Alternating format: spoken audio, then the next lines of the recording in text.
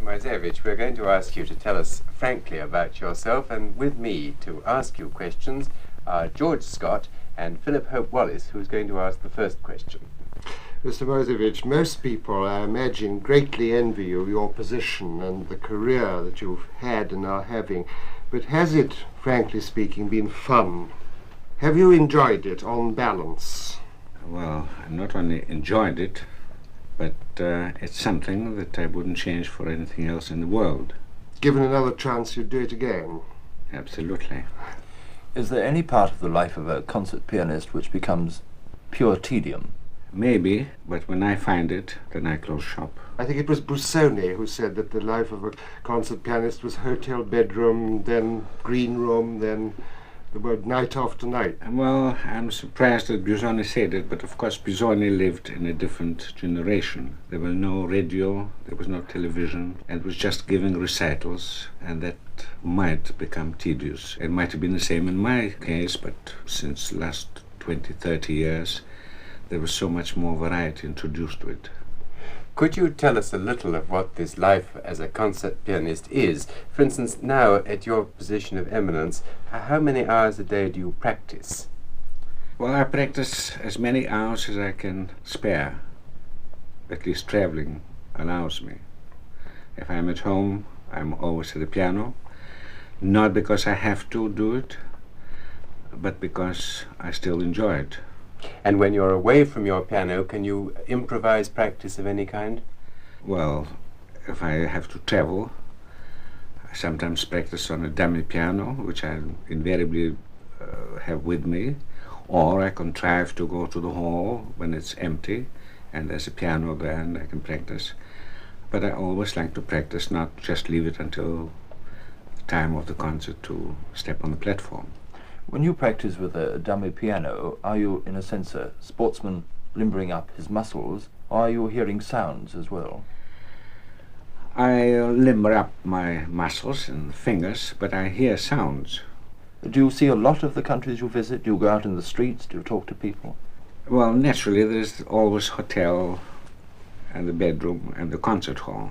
In this country, you go to Manchester or Liverpool or Glasgow or anything, just arrive there in time for a concert more or less and go back, well, that's that. But I'm very much interested in the human point of view. And having traveled 7 times in Australia, New Zealand, 5 times in South America, dozens of times to Canada and to North America and South Africa and all that sort of thing. And I made friends all over the world, real friends. To me, it's something very much alive. When you're not actually traveling, when you're put anywhere, do you have a regular routine for the day of practice and meals and concert and so on? How do you divide your day? No, I cannot possibly have a regular routine because it all depends how much time in between I have. But when I'm at home, now I live in London, I know I can practice first thing in the morning, whenever I wake up, until evening. If I want a little relaxation or recreation, I go to my club, have a game of bridge. But if I have to travel, I travel and I, as I said, contrive to get some sort of instrument either in the hotel or in the concert hall where I can practice. But I'm not a sort of a 9 to 6 man that can regulate his time. It all depends from day to day. Were you ever that, even when you were a young man?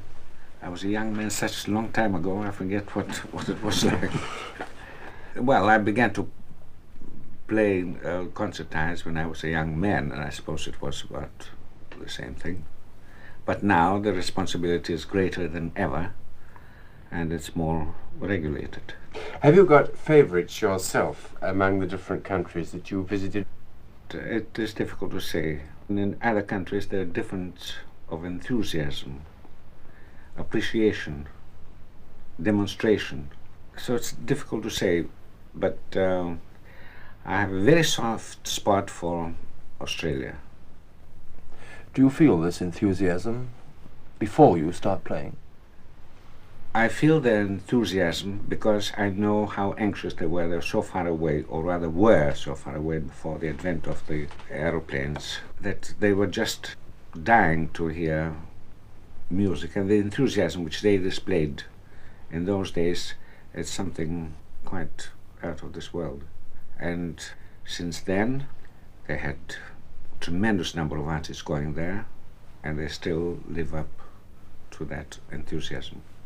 So you're definitely sensitive to other people's opinions, and you would feel if an audience wasn't liking you for any particular reason. No, well, that doesn't depress me at all, whether they like me or not. I don't take it personally. I'm just thinking of a reaction which I have to the audience to whom I'm playing. I can imagine, it may be quite wrongly, that after a recital, after a performance, you meet what may seem to be the usual crowd of people ready to shower compliments upon you, people you've never seen, who offer a hand and so forth. Does this bore you, or do you find it pleasing? No, I always keep an open mind. If somebody says something sensible, I react that way. If something inane or stupid, I'll just smile gracefully. But it's not just another gathering, they are people, individuals.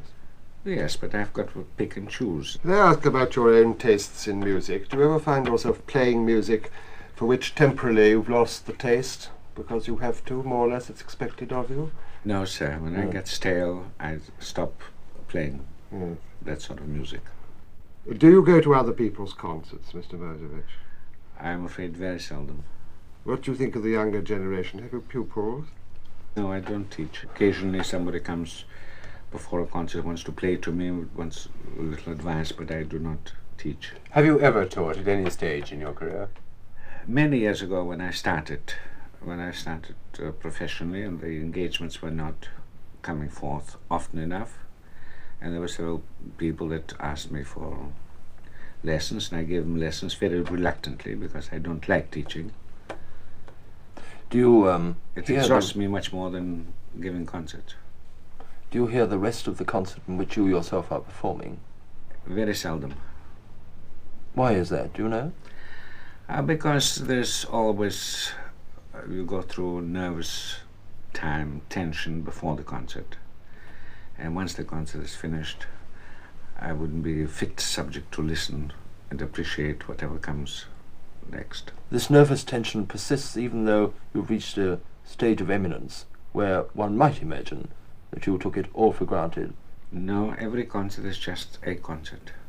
It doesn't matter how often I performed it. In spite of your enormous repertory, is there any particular composer or even any particular single piece of music for which you have a very special personal affinity and which you turn to for emotional relief when you're feeling under stress yourself? Yes, What is it? it's Schumann. And any particular piece of Schumann? No, it's Schumann as the man that composed those pieces. Could you just elaborate that thought a little bit and tell us what it is in Schumann that appeals to you? Well, to me, Schumann was a wonderful person, and my heart bled for him in his trials, and he had a very difficult and tragic life. And everything, every moment of his life was translated into sound. And every time I play anything, whether it's the fantasy of Schumann or the carnival or a romance, I see Schumann, and it's the man that I admired more as a composer than anyone else. And this is why he's more akin to me than any other composer. This suggests an immensely emotional response to the music you're playing, which to a layman is slightly surprising. I would have thought that in fact it was a technical exercise, even though you were giving of yourself through your fingers, that it was chiefly technical. Somebody who is executing the music. You respond emotionally the whole time. Are you referring to Schumann? To Schumann, especially because you have raised him. No, that's the only thing I might have against Schumann, is because technically he was not as brilliant as Chopin or Liszt. But with Schumann, it was so tense. He had to express what he felt like, irrespective of the facilities of the piano. And it's much more difficult for us to play Schumann than it is Chopin or Liszt. But I'd rather struggle with the piano as long as I can express Schumann, which gives me much more emotional, spiritual satisfaction than anyone else.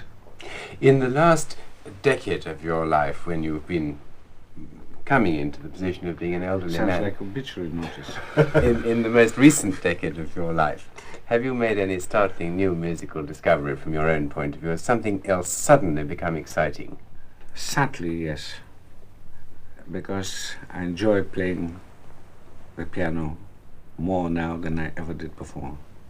And that's because something strikes me as being greater than appreciated in all the 50 years I've been playing.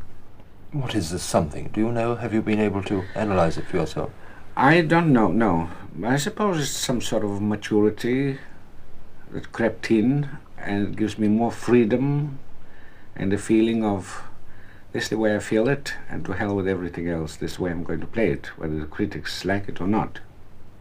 I mean, I'm not anymore in any sort of straitjacket as one could be, because you don't know when you're wondering, is this right or is this wrong? And I must confess that I was sincere and in many ways possibly brave, but just at the moment I feel I can just do what I like, as long as I know it is not in bad taste. I never try to distort music, call it individualism or what you will. But it gives me a certain freedom, and I revel in it and I enjoy it. Do you collect gramophone records? No. So you do not listen on record to the other great pianists of the day? Well, I have only recordings of friends of mine like Rachmaninoff and Heifetz and one or two others. Would you say that the standard of technique has gone up rather than down? Would you say that the best of the modern pianists are at least as good or even possibly better than some of the giants of the past? Well, I'm afraid the standard of technique has gone up, which is a pity, because that is at very great expense. But the giants will still loom large. It doesn't matter. It's alarming. I hear sometimes on the radio or the gramophone record by youngsters with terrific technique, which is wonderful in its way. But what they miss is a different story. If they're not encouraged too much, they might come to a certain level and then find themselves and then use this technique in good stead. But if they're encouraged because they say there's phenomenal technique and so on, and they still try and play faster and louder, then it's a lost cause. But then you were a prodigy yourself as a child, surely, Moiseiwitsch? When you were playing at 9 years old, before you went to Leschetizky and so on, you had a technique which exceeded your expressive powers, didn't you?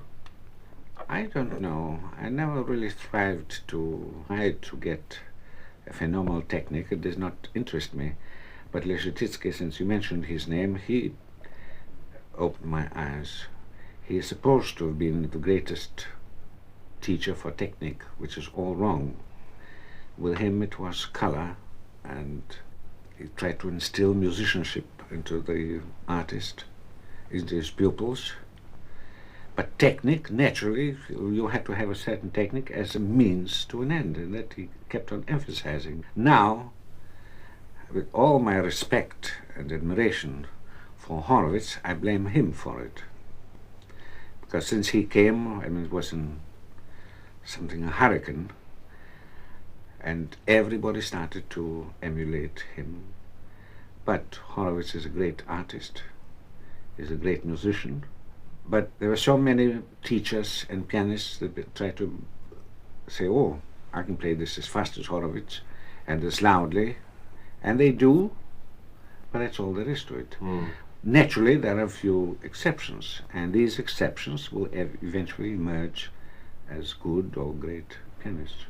What does it mean when you are called an infant prodigy? Does this mean that at a fantastically early age you were able to play instinctively upon the piano, or that you were trained from the age of 2. What does it mean? I don't know, I'm a little bit vague myself. But you were playing at the age of 9. I was playing at the age of 6:30. And I mean, we were a large family, and only my sister was playing the piano, and I had 6 brothers and 2 sisters.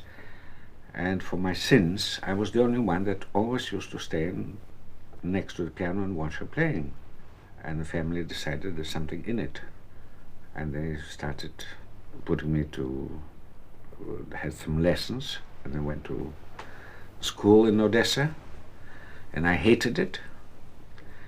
I hated to practice, but in spite of myself, I couldn't help making certain progress, which led me to the broadcasting house tonight. If you hated practice at that time, who made you do it?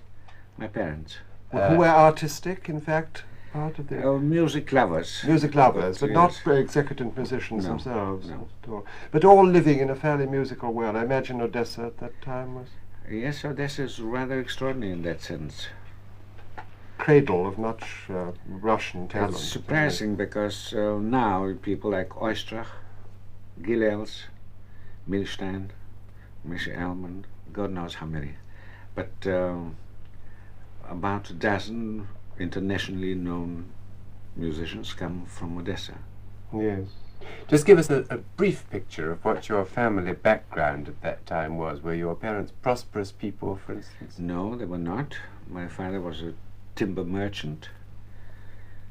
He used to travel around the wilds of Russian forests buying timber, and I believe one of my grandfathers or something was a Jewish cantor, which I have never met, but that's the only musical background I can. But I imagine much of the artistic life was in the hands of the Jews, as it always is. I mean, was it especially so in Odessa? Yes, Because the people that you've mentioned, I think, are nearly all of the Jewish race.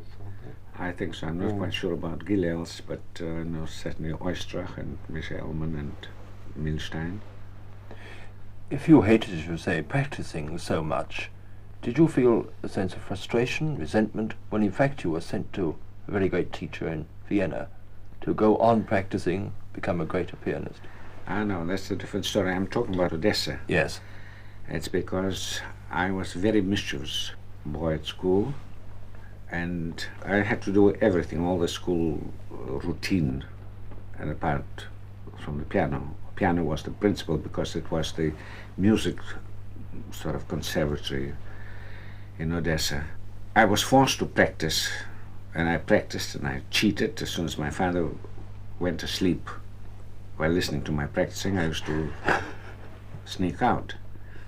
But in spite of that, I couldn't help making, in all modesty, I would say phenomenal success, because I made records there. Instead of being 3 years in the lower grade, 3 years in the middle grade, I was 2 years in the lower grade, 2 years in the middle grade, and then went to the top, who was a very good teacher, pupil of Liszt and Liszt-Titsky.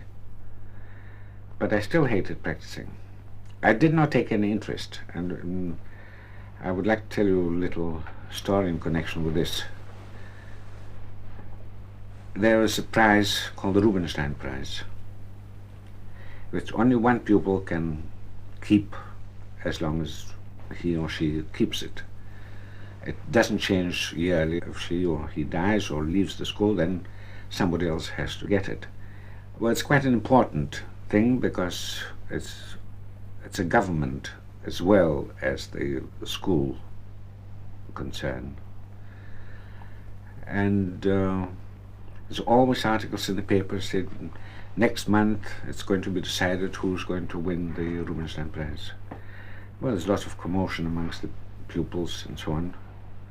And eventually the day of the announcement arrived, and I was in the school playing about, and then the professor, the director of the school, came to me and said, "You were awarded the Rubinstein Prize."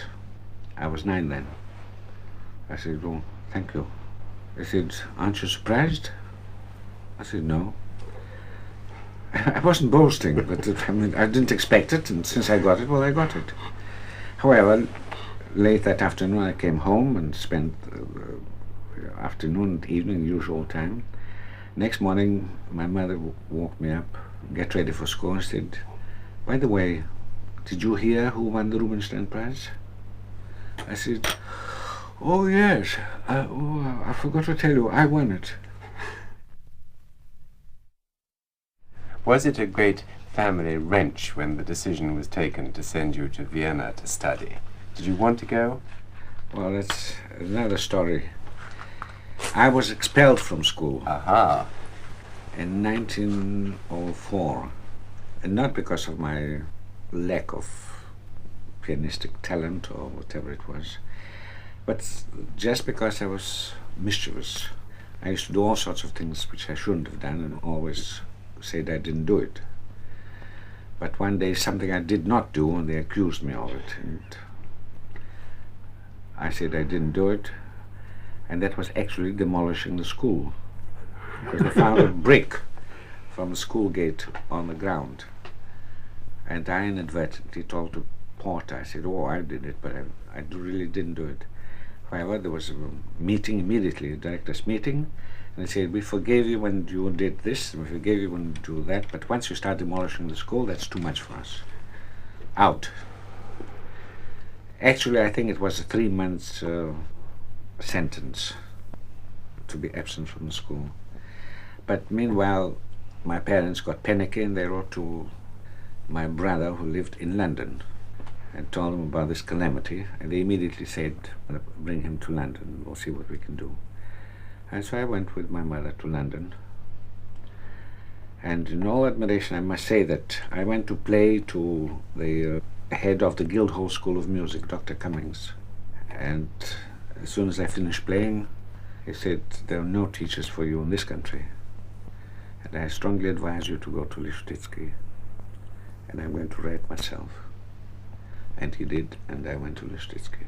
That's so interesting. Well, I said it was so admirable of the old man, because as a rule, I mean, they like to get hold if they see a talent, and then afterwards boast he's a pupil of the Guildhall or the Royal Academy or whatever it was.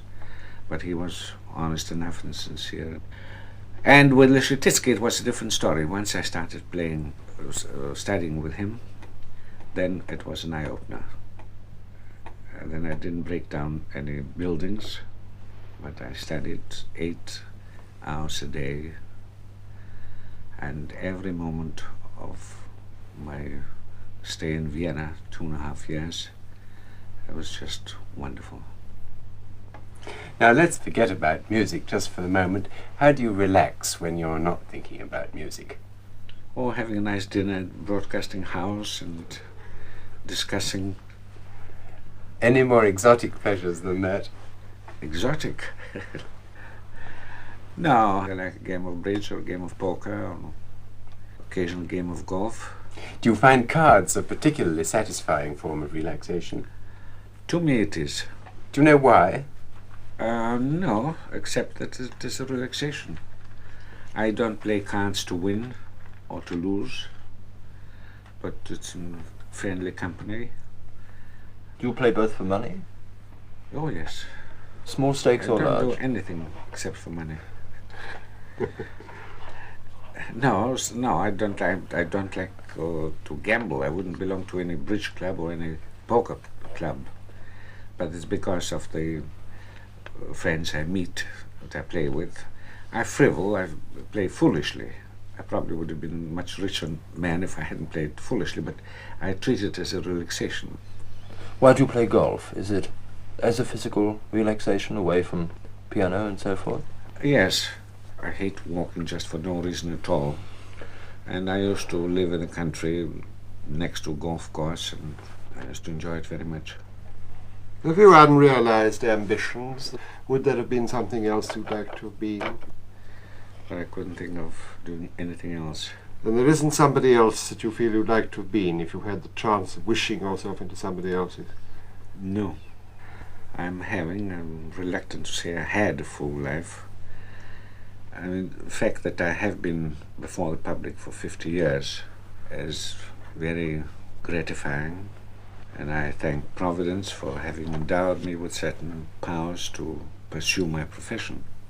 But in itself, I don't think it is an achievement as far as I'm concerned.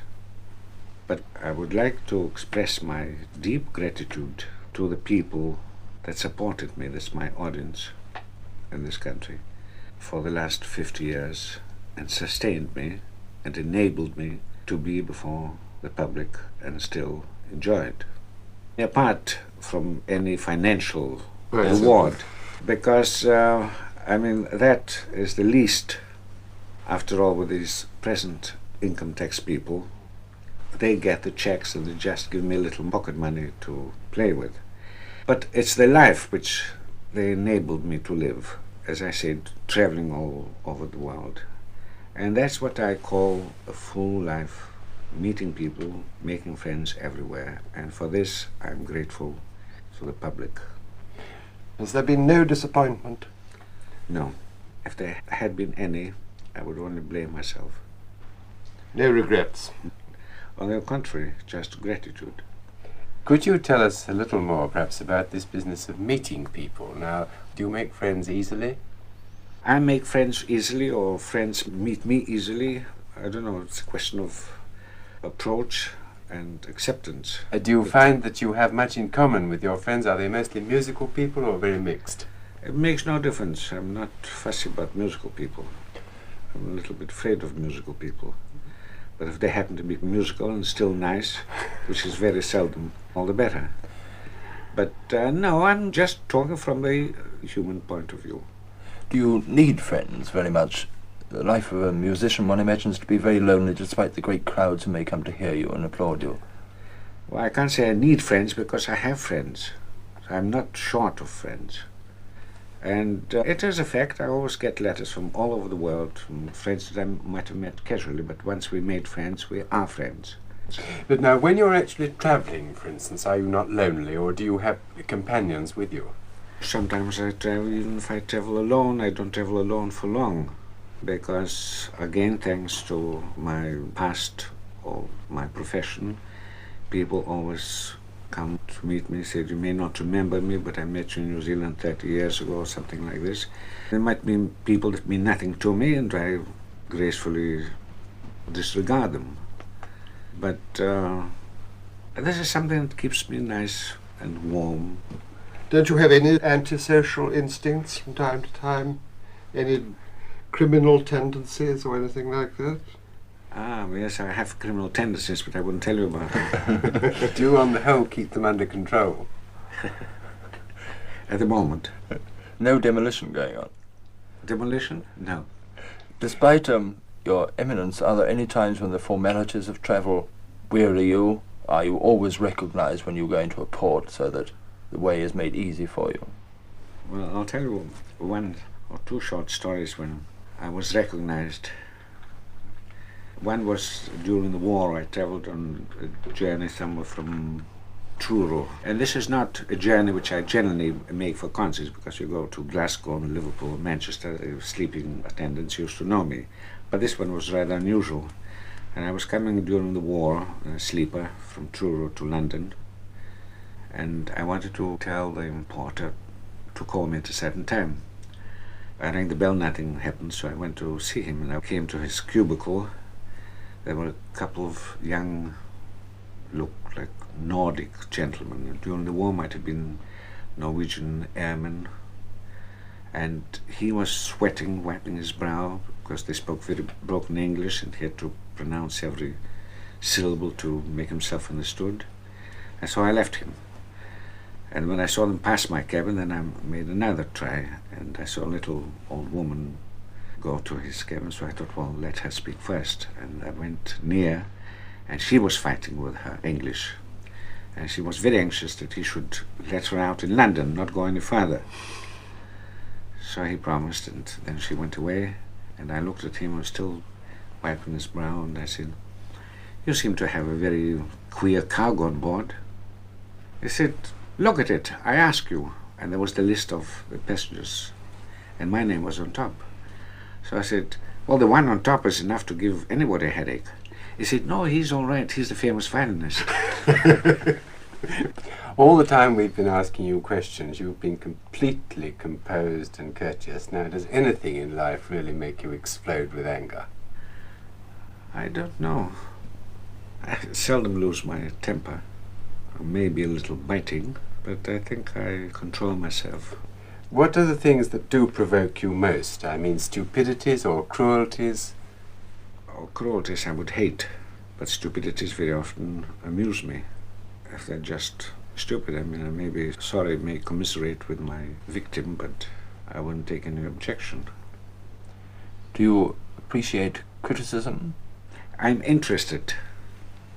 If I have a criticism which is glowing, which is very seldom happens, I don't believe it, and I'm inclined to write to the critic to say that he was all wrong. But of course I'm inclined to write, but I don't, as a rule, I don't want to have any truck with critics. But I'm not one of those people who say, oh, criticism don't interest me. Even in any provincial small town, I'd like to see the criticism, just to see what sort of a reaction they have. If they coincide with mine, it is all right. If they don't, I'll just leave it at that. I know more or less what I can do and what I cannot do, and what I have done and didn't do. And I'm the only one that's responsible. You've expressed a sense of gratitude and no regrets. Is there anything which remains with you which makes you frightened? I mean, are you frightened ultimately of death? No, frightened is the wrong word. It's only a question of the nature of death that makes me wonder, and possibly a little nervous. But I know death is inevitable. But which way you get there? And I may have preferences, but may be wrong. You were talking about Schumann a little while ago and saying that Schumann was in some ways for you the favourite of all your composers. But is there some music that you now most enjoy playing? No, I put Schumann very much above Chopin. But when I play Chopin, study and practice Chopin, I revel in him as much. What about Delius? The Delius Concerto. Oh, I'm glad you mentioned the Delius Concerto. I've been playing it on and off for the last 30 or 40 years and always loved it. But I've sort of played it every 4 years or every 5 years. And this time I was never so enthusiastic. It gives me such tremendous emotional kick. And I felt like shouting from housetops that everybody must listen. And I'm annoyed that they do not have the Delius Concerto at least once a year. They have to wait when he's 25 years dead. And now I suppose they'll wait for another 25 years before they play it again. It's one of the most beautiful modern piano concertos. The wealth of color, the wealth of emotion, poetry. I don't know of any modern work, and I told the same thing to my friends Rachmaninoff and Medtner. And they were surprised because they did not know the concerto. But just now I'm much more in it than ever before. It's an English work, and I'm ashamed that in England it is not played more than every 4 or 5 years. In America, my recordings have been a tremendous success. I try to play it there, but of course to them it's still an English work and has no money value. But here it should be neglected. That is a crying shame.